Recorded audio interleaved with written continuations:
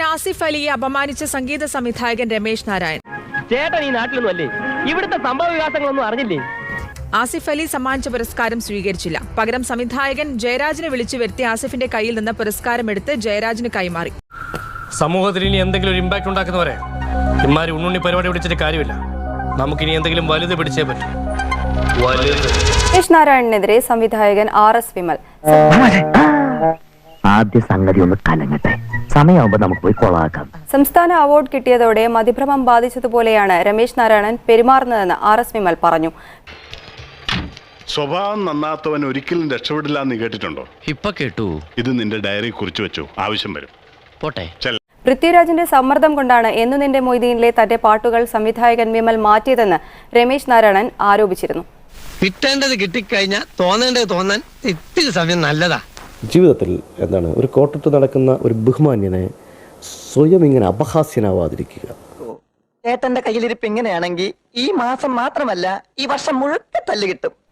Award കിട്ടിയതിനു ശേഷം മതിഭ്രമം ബാധിച്ചതുപോലെയാണ് Ramesh Narayanan പെരുമാറുന്നതെന്ന് RS Vimal പറഞ്ഞു. ഇത് ഇന്നും തുടങ്ങിയതല്ല, അധ്യായം കുറെ കഴിഞ്ഞിരിക്കുന്നു. രമേശ് നാരായണനെ പോലെ ഒരാൾക്ക് ഇത്രയ്ക്ക് പെട്ടെന്നൊരു മതിഭ്രമം വന്നോ എന്ന് സംശയിക്കേണ്ടിയിരിക്കുന്നു. നീ പേടിക്കും, ചെറ്റത്തരത്തിന് നിന്നെക്കാളൊരു വള്ളപ്പാട് മുമ്പേ ഞാൻ നീ തുഴഞ്ഞാലെത്തില്ല. ഏറ്റവും വലിയ അപമര്യാദയും സംഗീതം പറയുന്നൊരു നാവ് കൊണ്ട് മഹാകള്ളം പറയുന്നതിൻ്റെ ഒരു തിരുത്വമാണിത്.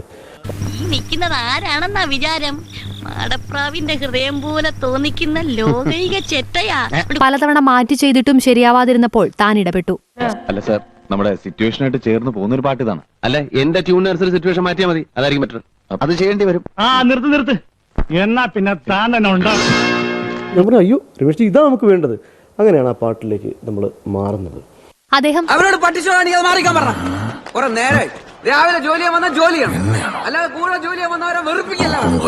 സംഗീതം നൽകിയ സിനിമയിലെ മറ്റു ഗാനങ്ങളും കഥാപരിസരത്തിന് യോജിക്കാത്തതുകൊണ്ടാണ് വേണ്ടെന്ന് വെച്ചത്. രമേശ് നാരായണന്റെ ഇനങ്ങൾ പൃഥ്വിരാജിനും ഇഷ്ടമായിരുന്നില്ല. എന്നാൽ ഇതിപ്പോ പറയാനൊന്നുമില്ലല്ലോ, ചെയ്യാനല്ലോ.